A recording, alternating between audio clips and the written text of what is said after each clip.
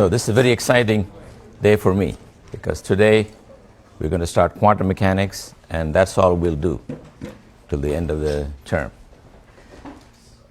Now, I got bad news and good news. The bad news is that it's a subject that's kind of hard to follow intuitively, and the good news is that nobody can follow it intuitively.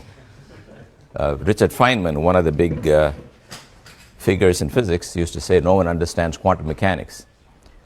So in some sense the pressure is off for you guys because I don't get it and you don't get it and Feynman doesn't get it. The point is, here's my goal. Right now I am the only one who doesn't understand quantum mechanics. In about 7 days all of you will be unable to understand quantum mechanics. Then you can go back and spread your ignorance everywhere else.